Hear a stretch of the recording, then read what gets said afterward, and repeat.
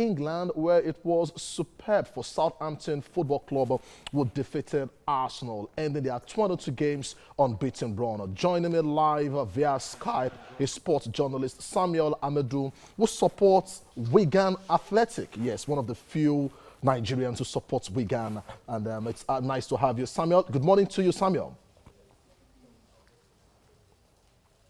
To be with you this morning. Well, Samuel, let's take a look at them. The EPL really getting interesting. Arsenal's 22 games unbeaten run came to an end thanks to Southampton, and then you have Liverpool back to the top of the league.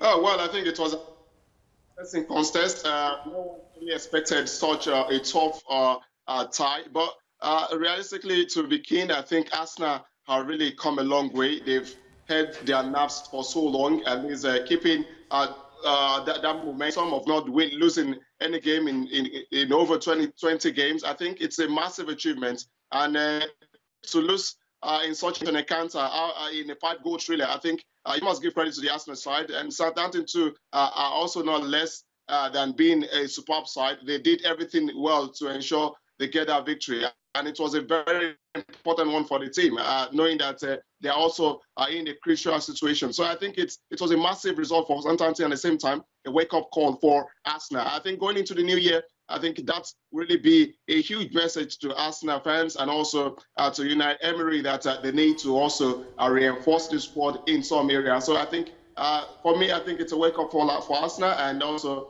a positive result for Southampton.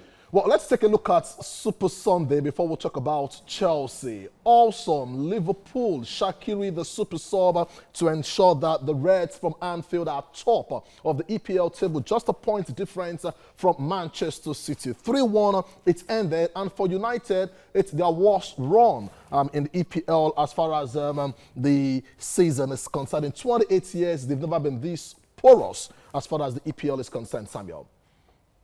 Well, for me, I think it wasn't surprising at all. Seeing how Liverpool has been all God blazing this season, it's been really obvious that there will be a side to look out for, especially talking about the title race. I know it's looking like a two-horse race. The more we see, the less we could talk about how Liverpool are ready to match Manchester City's strength to strength in this league campaign. But I think you must give credit to the Liverpool side. They had some tough starts at the beginning, but again they came through in the second half. You know, Shaqiri's brace was massive. Fabiano too was superb all day. And realistically, it's disappointing to see Manchester United again being very sloppy. Same time, they really couldn't hold their own. And it brings to question how Mourinho is also struggling to manage a top side like Manchester United, having also fumbled at Chelsea, looking at how he has been a poor man manager,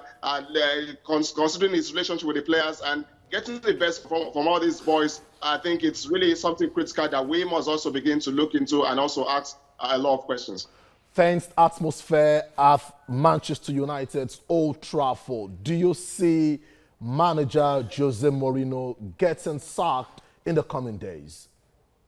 Well, that will no longer be a news. I think everyone is looking forward to seeing that because for a team like Manchester United, we know this is a team that's competed at the top and they deserve really fighting at the top of the table. But it's disappointing. Everything seems to be unfolding, and it doesn't look like the center is going to hold any moment going forward. So I think it's fair enough going into the January transfer window that the best is done by getting this Manchester United side back on track with a new manager who could possibly tinker with the team and also bring the best out of the players.